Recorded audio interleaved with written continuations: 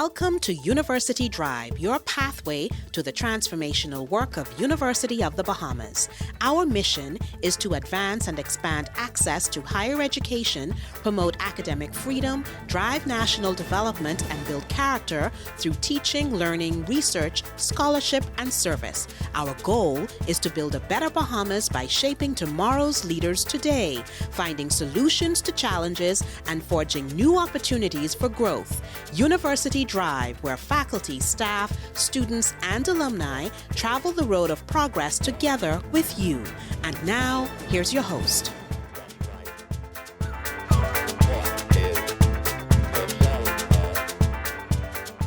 Hello, everyone. I'm your host, Tamika Lundy. Thank you so much for joining us again for this episode. We're talking about rebuilding community, literally and figuratively. Our guests are Assistant Director for Continuing Education and Lifelong Learning at UB North in Grand Bahama, Leterah Munnings, and William Bill Keegan, founder and president of Heart 911. Also, Kelly Mead, who is in charge of operations at Heart 911. Welcome to you all. Hello, Tamika. Thank you.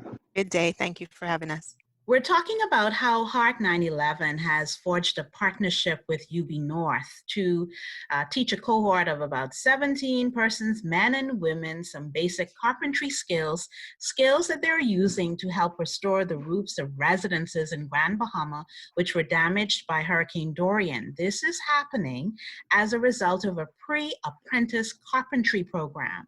So here is where community is being empowered to help itself with the assistance of 911. Let's start with you, Bill. Tell us what brought your organization to the Bahamas and Grand Bahama. It was the calls for help. It was that crushing call for help from the people of the Bahamas. As we watched Hurricane Dorian just sit over the islands and destroy property and take lives, and the devastation, the grief, we were very familiar with, having gone through 9/11 here in New York. And it moved us to want to get to the islands as soon as possible, which we did. Within 3 or 4 days, we had our emergency groups on the islands in Abaco, in the Grand Bahama, and over in Green Turtle Key. And we forged relationships there. We saw how industrious the people of the Bahamas were, how welcoming, even in their time of pain, what a beautiful people they were. And we knew then that we wanted to continue our response, and we did so with beginning to rebuild churches, firehouses, homes. And now in this third phase of response, we want to start teaching the people of the Grand Bahama, transferring to them, if you will, our skills and knowledge of rebuilding trades skills.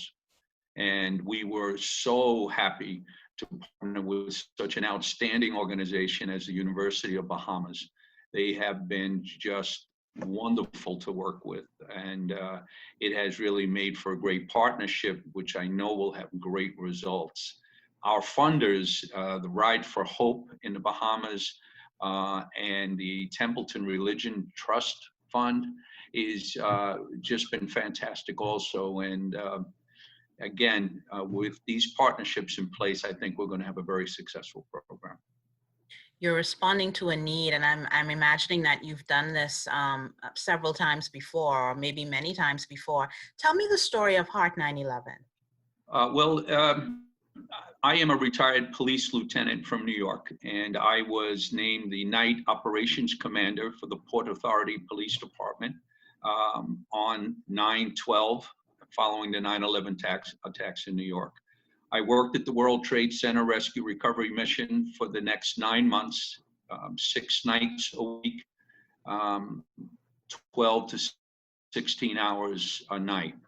And during that time, I went through my own personal transformation from the bottom, from my knees, and standing proudly at the end, knowing that I brought a lot of comfort to a lot of families, and meeting such fantastic experts, skilled professionals in the building trades of New York and on the fire department, the FDNY and the NYPD.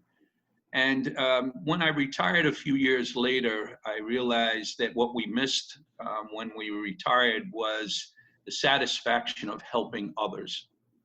And so what we did is we formed Heart 9/11, a 501c3 recognized voluntary organization made up of cops, firemen, and construction workers from New York that now respond to the calls from help at the sites of disasters. And we have been very, very successful here in the USA, in the States, and other places, and most recently in Puerto Rico, where we've rebuilt over 400 homes. We've trained many, many pre-apprentices and put them into employment opportunities. And it has been just an extraordinary opportunity for us. In some ways, if you wanted to put a sort of a bumper sticker on it, we feel as if we heal ourselves when we help others. And it's a mission that is very near and dear to all of us, including so many of the other people we've been able to attract into Heart 9/11, is to bring comfort to others. And through that, we find that it gives us a sense of peace, and it makes us feel as if we're making changes and impacting on the world. So the people of the Bahamas are the beneficiaries of your willingness to help others. How did you come upon this whole idea of partnering with UB in this specific way? Because the whole idea is for residents over there in Grand Bahama to be trained in order to help others and to help build up their community. Well, that is their mission, education. And when I first had my first phone calls, I realized that the University of the Bahamas is all about education and teaching, which is one of the most primary functions in a society, is being able to pass along knowledge. And I knew that I had found a simpatico partner in my initial conversations. And even though they were so busy and under all the strains that all of the institutions were under in the Bahamas, the University of the Bahamas was actually very responsive, and they cared, and they wanted to see this program take off. And I knew that I had found a great partner. And Leterah, this is right up UB's alley, especially when it comes to continuing education and lifelong learning, yes? Definitely. That's one of the main reasons for these continuing education institute, to make sure that we provide learning for members of the community, especially new skills that they would want to acquire. So this definitely ties in with our mantra of educating the Bahamas. So when you were told about what Bill and his group were trying to do, what went through your mind and what were the next steps? Well, one of the basic things that went through my mind was, wow, here's a perfect opportunity for the University of the Bahamas to be able to assist in our rebuilding and vitalizing Grand Bahama, especially after going through such a devastation, and especially the Northern Bahamas, which also is encompassed by UB North that we represent. So that was one of the key things that we're going to be able to assist in helping to build the community in whatever small way we are able to lend and aid. So that was the driving force, I think, behind VP Strawn and the endeavors by the University of the Bahamas North, just knowing that we would be able to impact the community, not only through educating our students and clients, but also to be able to assist in this program with being able to educate pre-apprentices as well as assist the community at the same time. That was a win-win in both instances for us. So then what went into selecting the candidates? And I'm curious to learn about what's the profile of the average person who applied, or the profile of the students who are now in the program?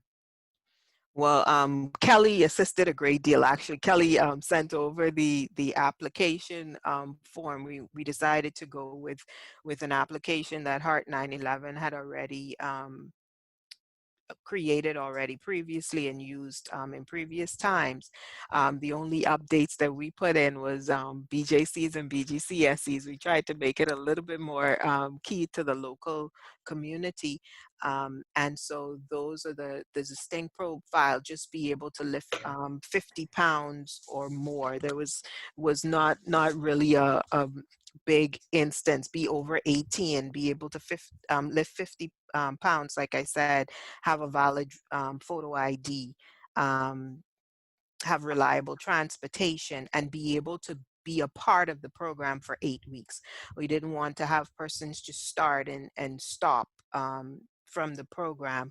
And so these were just the basic criterias. In terms of applicants, we had over 125 applicants for, at first it was 15 spots, but I was able to squeeze Mr. Bill and Kelly's arms a little bit, and they allowed me to have 17. So we ended up with 17 pre-apprentices as opposed to we actually advertised only 12, but we ended up with 17 in the long run.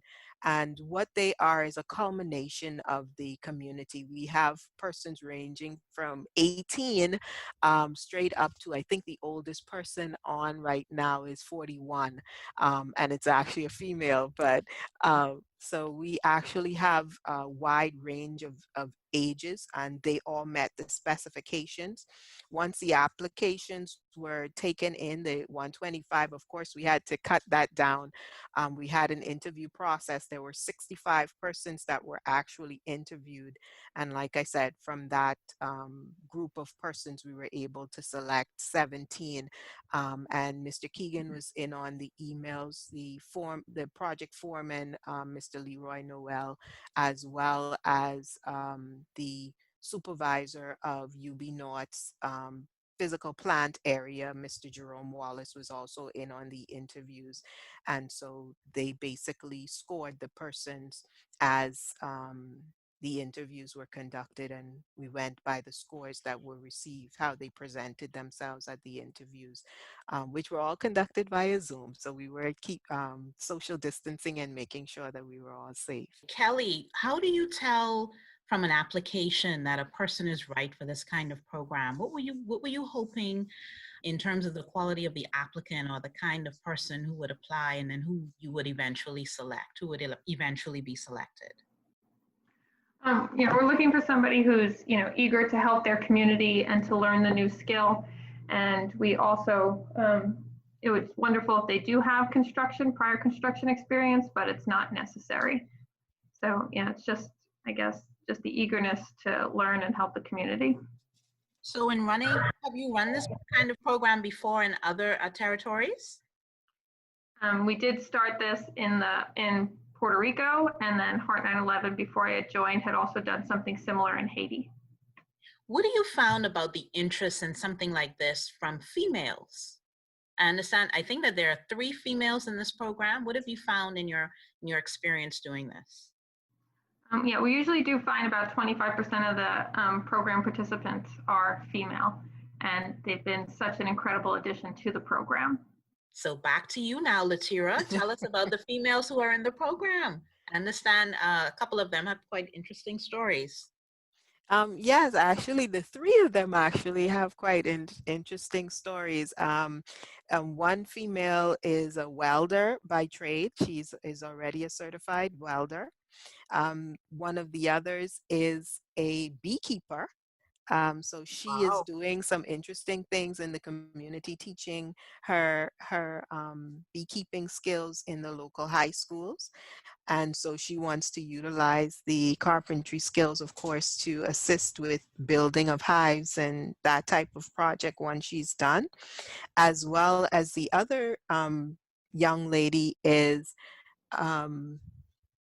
she's part of a local hotel chain, and she is the maintenance manager at the hotel. So it's to help to take the information back to help with construction at the hotel when it's time for that type of thing. So like I said, they're all 3 different backgrounds, 3 different areas of society, but all willing and able to lend a hand in rebuilding the community. That's part of their basic necessity, is to help to build back the community. Wow, that's amazing. So their training ground is real life situations, and they're working on homes throughout Grand Bahama? Yes, actually they are. Just spoke to Noel, the foreman, Mr. Noel, this morning, and they were at work already when I called him at about 9. And so they are working throughout Grand Bahama, mainly in the inner cities right now, but they have been throughout the eastern end and throughout Grand Bahama. So Bill, tell me, when you and your team came over, what struck you in terms of the level of need and the devastation from the Hurricane Dorian? In some areas, it was total. I did pull into Marsh Harbor and to see what had happened there. It was as if we landed on another planet. And we've seen that before other places, and we're experienced in that. But it never doesn't hurt, no matter how many times you've experienced it, because you know what people live through. We heard the stories of so many trying to help their neighbors and not being able to. And one of the key things with these natural disasters is we awaken to the fact of how much Mother Nature, how powerful it is, how powerful the sea is, how powerful the winds are. And it gives you a sense that you lose control, that you can't control anything around you, even maybe the saving of a loved one, or helping a neighbor in some way. And so what we saw is the devastation, certainly in physical way, but also in an emotional way. And so what we try to do, and what this program does, is return control through education. It makes people better prepared for next time. And that begins to establish some of control. And so we're rebuilding the tangible assets, the homes, the infrastructure. We're rebuilding the people also. And we are teaching them that they can next time respond better. That means right before the event, maybe having the skills to fasten things down so that they don't lose as much. And then secondly, be able to respond immediately in a way that could be very, very helpful. So we have found over the years that people really take to this type of education because they see the very practical applications of it for future events that, let's face it, as we're watching this over and over again, the frequency and the intensity of these storms are something we're going to need to live with for the foreseeable future. So let's live with it. Let's face them. Let's figure out how to deal with them better in the future. And again, I think that will emotionally help people build back. I was listening to you, and it really sounds like we're talking about adaptation and resilience, building both into communities so that we're able to respond a little bit more nimbly when we're faced with things that are the result of climate change or any other kind of disasters that come about as a result of that. I can foresee Heart 9/11 being needed on the ground for quite a while to come. Well, we're prepared to stay as long as we are needed. And we're hoping to keep establishing this relationship, to deepen the roots with the University of the Bahamas that have already began to blossom with this program, and to establish more.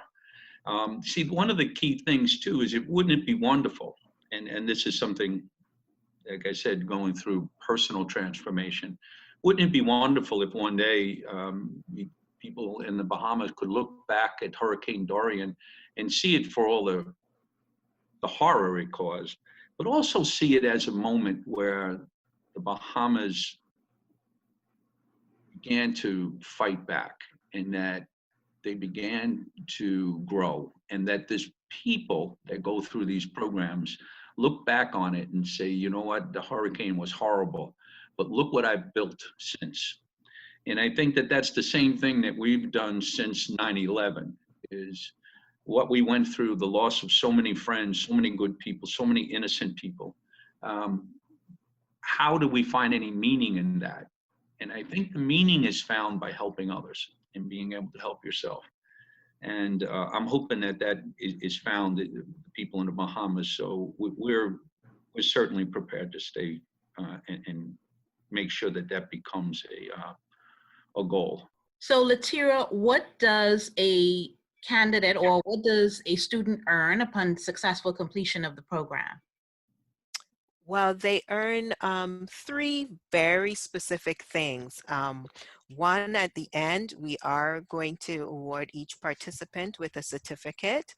And like I said before, they will be having the OSHA 10 certified. That's good. Well, actually 2 certificates then, or actually 3, because there's going to also be the first aid, then the OSHA 10, as well as a certificate from the University of the Bahamas encompassing all that they would have learned in this carpentry pre-apprenticeship program.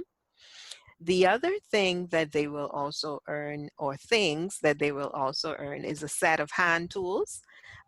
So the tools that they will be using and materials that they would have learned about, they will be getting some hand tools from that, that will be theirs to keep upon completion of the program, as well as they've been receiving or will be receiving a weekly stipend for their part in the program. That is awesome. They are really getting a lot out of this. And Bill, that takes me to this question I have about the other partners that you're working with on the ground, Noel, and also the faith-based organization. In what way, how are they involved in this? Well, Bishop McIntosh of the Revelation Church has been a fantastic partner. This is a gentleman who doesn't know the words, I don't know how to do that. He just doesn't know how to say those words. Everything you've ever asked him, can you get that done? Can you do this? It's always yes. And it's extraordinary to have a partner such as Revelation Church that can make things happen. They've got the connections in the community. They have the can-do spirit that you need in a program like this to get it done. And Leroy Noel, I did not know before the interview process. And Leterah and I could probably tell you a few funny stories where Leroy was very, very good at making some of the students relax and would make a joke. And I really knew that this gentleman cared about people, which is the most important thing. He cared about these young people and getting them to a different level. And he also had the technical knowledge that we required and the administrative skills. And that's not easy to come by. And so again, Pastor McIntosh was very good in identifying Leroy Noel. And I think, like I said, as a partnership along with our funders, the Right for Hope Bahamas and the Templeton Religion Trust Fund, we've just found ourselves in a great position in the Bahamas to succeed. All right, we are flat out of time, but this is actually a very good place to take a break. We're going to be talking to Mr. Noel and also the bishop after the break. Thank you to you and your team, and also to Leterah. Thank you all for joining us for this episode of University Drive. We'll take this break and be back after this.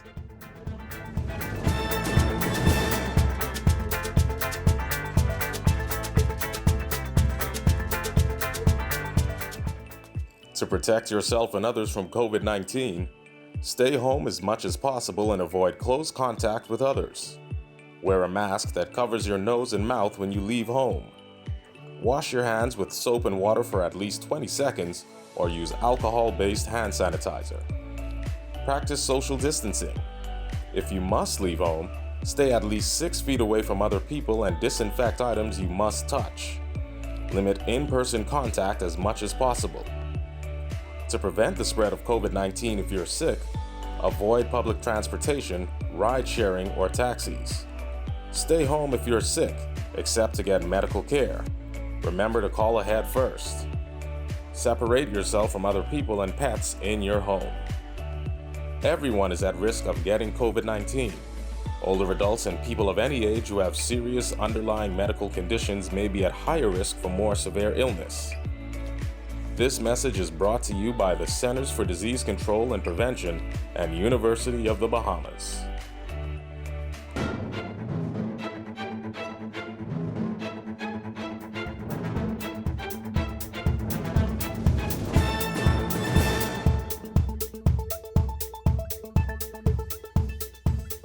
We're back with the next part of this story of hope and collaboration involving a partnership with Heart 911, UB North, the Hope Foundation, Templeton, and Community Champions in Grand Bahama.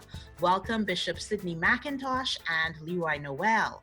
You've been working with some pretty incredible people, I understand, teaching them how to fish, but in carpentry. Let's start with you, Bishop. Restoration is going on. How did you get involved? Yeah, well, we got involved because, first of all, because of the initiative that raised our eyebrows, and we were contacted by Bill from Heart 911, and once he contacted us, we hopped on board because of the initiative and the program is so empowering.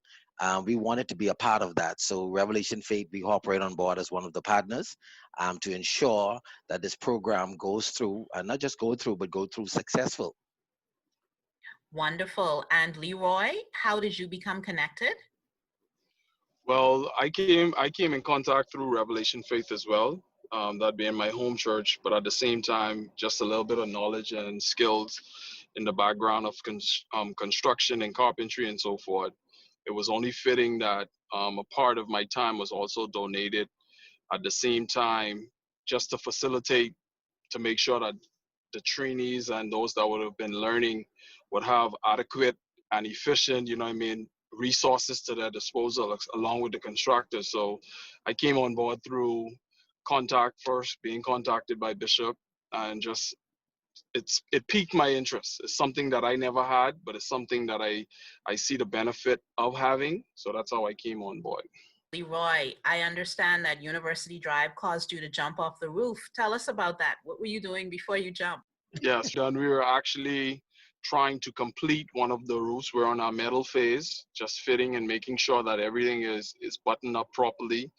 Screws are in tightly fastened in the right spots. Correct cuts were being made, and it so happens that I looked up, time flies by so fast, and I look, I was like 11:28. I was like, oh, I have a call. Yeah, so I had to do some acrobatics, safely though, very safely, and to get on this call with you guys. But it's all good. I'm good. I'm straight. Understood. Bishop and Leroy, what's a typical day in the life of for these students who are in this program under your oversight? Well, I think I will allow Leroy to answer that because he's with them hand to hand every day. From a personal level, I only come, take a look, oversee, and head back out. But from what I've seen thus far, it's just incredible, and it's very inspiring to me. But I'll let Leroy Noel handle that question. Yes. Well, Ms. Lundy, what we do typically is just like any construction site that you go on. I like to start off by having all of our trainees meet. We meet at a central location, which is our office, the Heart 911 office. And during that time, before we go into a briefing and so forth, we say a little prayer covering ourselves on the job, because we do believe that, God is foremost, and he is definitely the most essential part that we have going on the job site to make sure everything is done. We go over our safety briefings, things that we may encounter once we get out on the job site, how to handle certain things once we get on the job site. Then we go over the schematic plan that we have in place. Once we go over that, we have everything, we load our vehicles, we head to the job site, and that's when everything starts to really come together, because we do believe that he who fails to plan, who fails to plan, plans to fail. So because our plan is in place, we are now on the site. We're able to put our stuff together and we're coming together. So Bishop, when he comes around or anyone else coming around, they see the work being done. But it's actually them putting in the work beforehand. So when they get out here, it's being done efficiently, safely. But I can tell you so far, the level of professionalism, the level of eagerness, the level of learning that they're showing us is by far exceeding our expectations. And we're moving very good. So the life is really good. They laugh, they joke, they play, but at the same time, they're getting the work done safely and efficiently. That's awesome. You're giving these men and women something that no one can take away from them, and that's education, training, Yes. learning. What's Yes. the impact of that on an individual? Yeah, the impact on that as an individual, from my perspective, I'll just like to touch that because, like I said, this whole initiative, the whole program is so empowering. And to be able, like you said, the education, you don't want to be able to take that away from them, the training. And it empowers them and it gives them a sense of being and confident, and that strikes a nerve in a good way to me, because it inspires me to see these young people being empowered in such a way. And I know that this is something that they also themselves is going to transfer and empower other young people. And that's what's so good about it. And the thing about it with the program, they have a stipend where they receive $325 a week for just being a part, learning the same time, absorbing all of this knowledge from Noel, who's doing an awesome job. I commend Noel. He's doing an awesome job, him and the team. And so this is empowering to me. And I think that's what's so good about the program, as it relates to them as an individual. Wow, it seems like it could it seems like it could quite literally be infectious, this kind of encouragement and inspiration. Oh yeah. Oh yes. And isn't that something that Grand Bahama in particular can use right now, Leroy? Yes, definitely. Ms. Lundy, I can tell you, like Bishop said, to learn and to have that for yourself is one thing, but so far what we've been seeing is that a teamwork. We've seen everybody working together and learning and helping and stuff that they thought they knew, they realized they didn't know, and they can't wait to show somebody else. They can't wait to share it and to continue on just passing on the knowledge. And this type of initiative that Heart 9/11, Revelation Faith, UB, and everybody that's a part of it right now is kind of like a pace setter. If we would just take this, you would see the young men that normally you would just probably pass straight on the street on this job site. And if you come and actually just sit down for a minute and observe them, you'll say, wow, that. And if you may have known them before, this is actually transforming lives. This is actually transforming the way they think, the perspective that they have of each other is changing completely. And I can attest to that. For the little short 3 weeks that we've been together, I can see the change and the growth in each and every individual that is out here today. So it's giving them a sense of purpose then, you think? Yes. Like I think Bishop just said it. At the end of the day, if you have that pride and that confidence that the work that you're doing or that your work you're about to do, that you can actually skillfully do it properly, then it brings up a morale about yourself. It brings you to that position. And I think Revelation Faith, I can speak on behalf of Revelation Faith. That's something that we always tend to do, is empower young men, young women, mothers, fathers, whoever it is. That's why, this is important to me. This is very much important to me. So how do you get connected with these homeowners who need help with fixing their roofs? That was more directly in my area, along with Noel. And what we did is that we searched for the most vulnerabilities, and out of that we selected the homes. We didn't want to just do it randomly. We wanted to help those that is really in need, that it can be a sincere initiative. And so we were able to gather 18 houses under this project to be complete in 7 weeks. And now we're getting ready to assess a house this week, where we intended to renovate a whole house for a elderly lady down in Louisiana, that she's a double amputee and also blind. And so we're going down there to do the measurements, and we're going to do a complete renovations for her, and that's going to be the apex of this program, and they're going to be marked and judged on the completion of that renovation. But it's all based upon vulnerability Wow, we're and those talking that were about, affected by Dorian. yes, we're talking about helping people all around. Yes. Definitely. Bishop, you're a man of faith, and a lot of people have had to rely on their faith to see them through some tough times. We're still Correct. going through some pretty tough times. And Leroy, you had mentioned morale. Speak to me, Bishop, about the morale of the community right now with this project in the center of it. Well, the morale of the project, first of all, like you said it at the beginning, it's a project of hope and transformation. And that's powerful. There are two powerful elements coming together to affect a community, can become very contagious. And I believe that we're able to affect each other in a good, positive way, as long as it's being injected in the right way, in the right manner, especially from the young generation.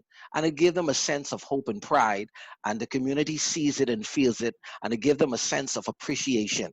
And the morale that I'm sensing and seeing right now is just tremendously overwhelming. It's just awesome. And it's being talked about not just here in our communities, but also the whole island and other islands that is talking about this program. We had folks in Nassau that wanted to be a part of this program, but due to the COVID, and folks in Abaco that wanted to be a part of this program. And we're hoping, because again, this is a pilot operation. This is a trial and error. And we are anticipating that if all goes well, and what we see with Leroy Noel, he's done an awesome job. We're hoping that there's a rollover and that we can be able to take this program into Abaco and also into Bibini and the other northern areas at first. And then we don't know where this is going to go. But the morale is a momentum that is just awesome. And I want to let you know this now. Once we head over these other islands, we're taking Leterah with us. We just want to put that out there. I love the fact that this program is a pilot. One of the things that this COVID-19 pandemic era has done is it's really brought into full focus who are essential workers. And so you might have a lot more young people now reconsidering and thinking about going into the trade sector to earn a living. Do you anticipate that that will happen? Definitely. I have let's take for instance the program right now. We have in the program, we have beekeepers, we have welders, we have other individuals, from different walks of life or careers, students that are now taking up the initiative to learn this program and to allow it to motivate them or to bring them to another walk of life or to another site in life. So when you look at it, you had people who never swung a hammer, who never used a drill, who's never cut a piece of wood. Now they're so enthused and they're looking at it so different. Hey, I want to be a contractor. I want to build a house. I want to help somebody in my neighborhood. I want to do this and I want to do that. So like I say, it's now reshaping the man or the young lady that's on this job. It's reshaping them into a way now they're seeing a broader spectrum of what's going on in their community and actually in their personal life, that they can actually help others, that they can reach out and touch and, develop themselves and develop skills, develop different way for them to go forward. Do you see any differences between how the women are participating in the program versus the men? What are you seeing with that? Honestly, I can tell you this.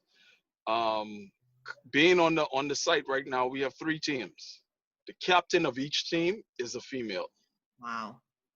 So it's no disparity. It's no, oh, I can't lift this. They're cutting, they're drilling, they're giving orders, they're taking orders, they're helping out with instructions, they're making sure that's them. They are actually taking the initiative to lead each team and to successfully, bring about the morale of each team. And even collectively, they are working within each other. The 3 teams, they are working with each other through the captains. So there's no female on the job. There's just trainees on the job. There's no male, no female. Everybody's just working. So it seems to me, and you all seem to have such a very good working relationship. Yes, Absolutely. definitely. We've been working with Hard 911 since almost since the inception or the coming in after Dorian. And we've been working with Hard 91 has been on the ground almost immediately.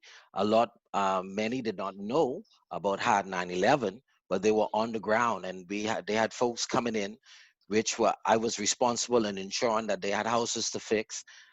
We rebuilt a whole home over the bridge area for a family from the ground.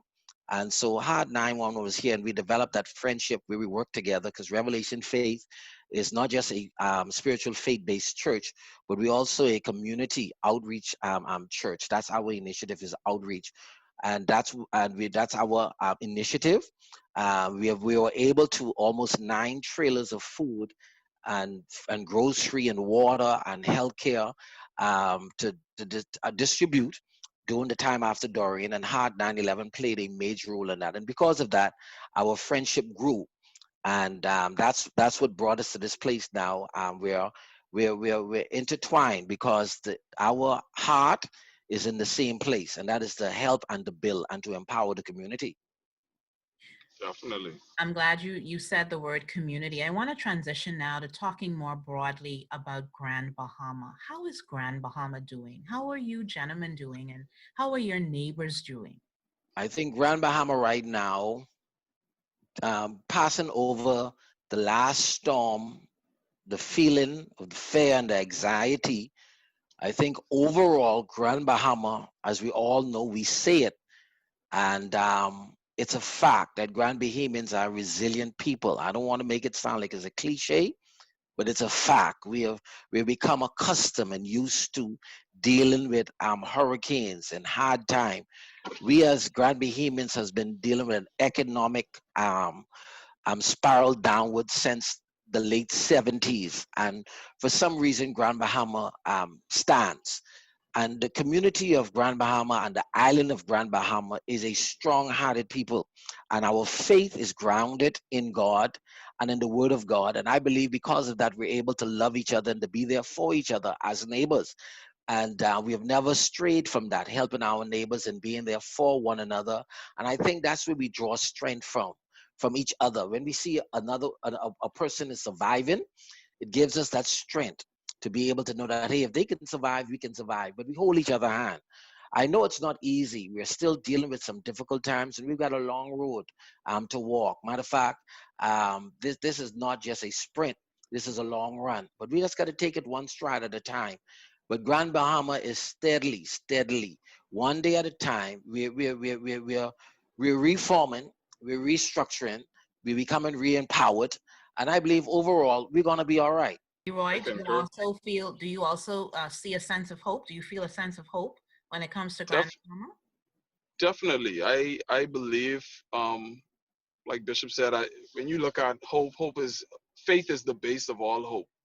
You know, the mere fact that we have faith in God, we as Grand Bahamians, we've always had that hope that everything will be all right through every storm that we've been through, whether it be physically, personally, or in any shape or form. We've always had that faith, and we've have hope that everything will be okay. So yes, COVID is here, hurricane, and so much, and all kind of different things has happened and transpired. But one thing we have never left or lost is our hope and our faith in God.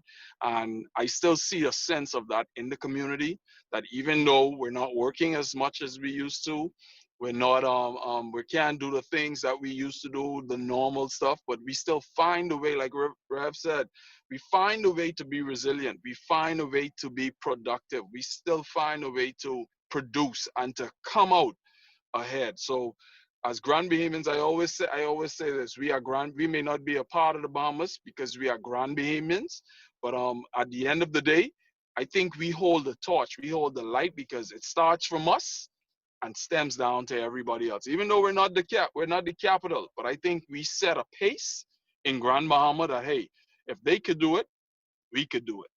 Because who's been through so much major hurricanes than Grand Bahama? Mm-hmm. I don't know if you were here during 2004. We went through 2. Then Dorian came along. We had Wilma, Matthew. It's unbelievable for the amount of stuff that we've been through, Miss Lundy, to where we are today and what we're standing on. It's unbelievable, unimaginable that we're still here and we're still holding on. But I believe it's all because of God. So yes, our faith and our hope, I still believe that Grand Bahamians hold on to that there and they're still moving and still growing. That is actually a perfect note to end on, a note of hope. And yes, I do agree with both of you. Grand Bahama is absolutely the epitome of resilience. And I wish nothing but the best for the men and women, the families, my countrymen, brothers and sisters over there in Grand Bahama. Gentlemen, thank you for joining us and sharing your stories with us.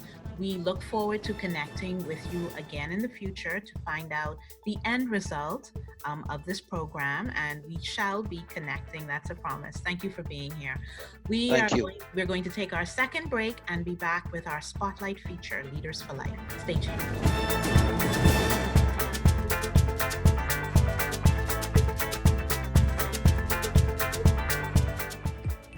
Wash your hands. Protect yourself and help prevent the spread of COVID-19. Wash your hands properly and often, especially after you've been in a public place, used the bathroom, touched any surface or item, taken out the trash, handled pets, or after blowing your nose, coughing, or sneezing. First, wet your hands. Use soap, lather, and scrub for 20 seconds at least. Then rinse your hands for 10 seconds. Towel or air dry. Use a paper towel to turn off the tap. Don't forget to wash between your fingers, under your fingernails, and the top of your hands. If soap and water are not readily available, use a hand sanitizer that contains at least 60% alcohol. Use the sanitizer, cover all surfaces of your hands, and rub them together until they feel dry. Avoid touching your eyes, nose, and mouth with unwashed hands. This message is brought to you by the Ministry of Health Surveillance Unit and University of the Bahamas.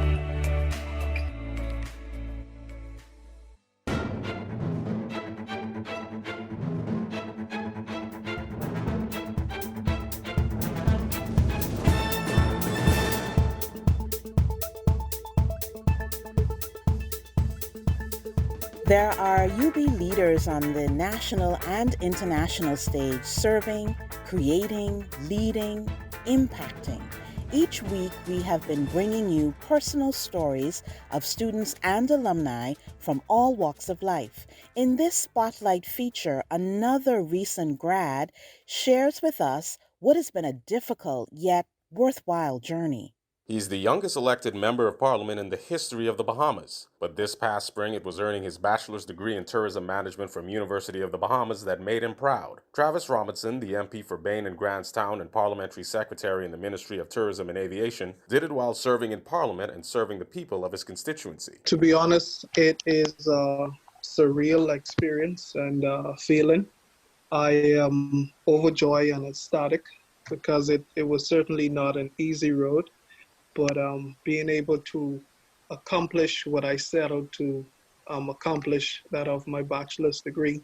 When I first came in 2014 into the then College of the Bahamas, and now being able to graduate from a University of the Bahamas is indeed a humbling and exciting experience for me right now. Travis enrolled in what was then the College of the Bahamas in 2014. 3 years later, he was in frontline politics, elected as the Bain and Grantstown MP for the Free National Movement, and with it earned his initial appointment as parliamentary secretary in the Ministry of Tourism and Aviation. But like many of his peers at UB, balancing work life with academics was quite a challenge. When I came in as a freshman at the university, I was exactly that, just a freshman. But even in my personal desire to go off in politics and run in the country general election and become an elected member of parliament, trying to balance being a full-time student, a full-time member of parliament, a full-time parliamentary secretary in the Ministry of Tourism and Aviation, but a full-time constituency of 22,000 people and my personal life. It was certainly not an easy task for me. But the desire, once you get started, to finish what you start is important. My grandmother always told me that education does not guarantee you anything, but without it, you do not stand a chance. With a BA degree under his belt, Travis's mind is set on obtaining a master's degree and ultimately a doctoral degree, both related to tourism and aviation. But he plans on taking a break from his studies first. Travis says he will genuinely miss his UB professors, campus life, and student leadership activities. He has moved on to a new title now, that of a proud UB alum. Graduating from the University of the Bahamas is a tremendous goal, because we often hear a lot of people talk about, if you can finish the University of the Bahamas, you can basically complete any college or university around the world. And that's a true testament to the quality education that we get at the University of the Bahamas. The work is definitely at a different level. It challenges you more. So it required a different level of focus, of commitment and dedication. And, that drive to wanna one day just hold up your degree and let the world know that, listen, I did it at the University of the Bahamas. And so it's that feeling that, listen, I'm ready to take on the world now. And Travis Robinson is doing just that as another UB leader for life. And that's our show for this episode. Remember to stay connected with us via our website at www.ub.edu.bs, on social media, Facebook, YouTube, Instagram, LinkedIn, and Twitter. Just search for University of the Bahamas. I'm Tamika Lundy, signing off for now.